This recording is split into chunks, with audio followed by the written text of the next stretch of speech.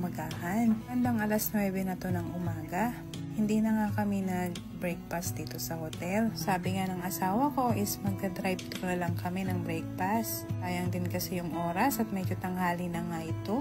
Yes, medyo maganda nga ang mood namin ngayon dahil nakapahinga kami ng mahaba kagabi.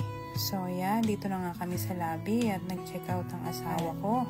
At kami na may dire-diretso na sasakyan. At heto nga, nag-breakfast to go na kami.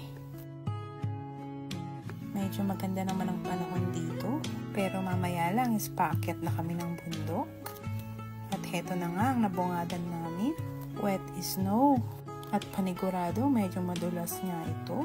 Yes guys, medyo madulas nga dito. Yeah, wala nga kaming choice. Ito naman kasi ang route na tinahak namin. So sabi namin, magdahan-dahan na lang kami.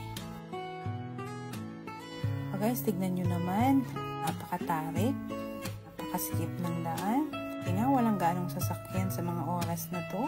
Kung may sasakyan is pa-isa-isa lang naman. Buti nga hindi pa yung mga malalaking sasakyan, yung mga truck, anong nakakatakot. At ito nga, tuwing pababa nga is napapapikit ako. Nag-pull over nga kami dito dahil na makita yung daan. Panda ng snow yung aming headlight. Salamat naman at flat dito. Mamaya paakyat na naman kami. Mga bata nga, sinilip ko is mga tulog.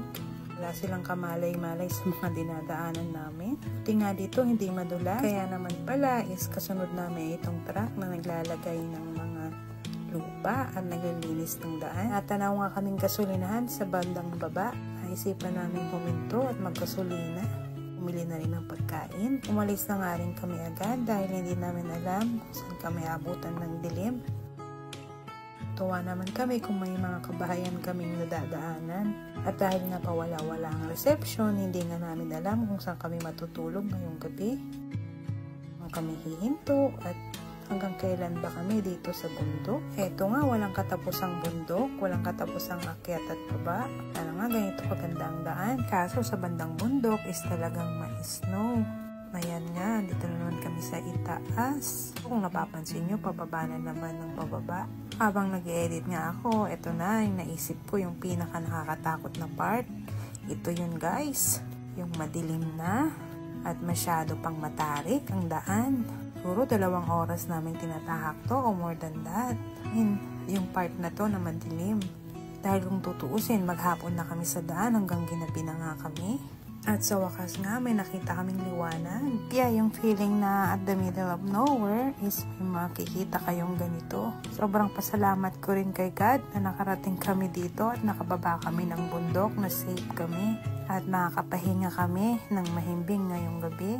So agad-agad na rin kami nag-check-in dito at kami kumain at kami natulog na. Yun lamang po guys. Salamat po sa panonood. See you po sa continuation po ng vlog na ito. Salamat. Bye!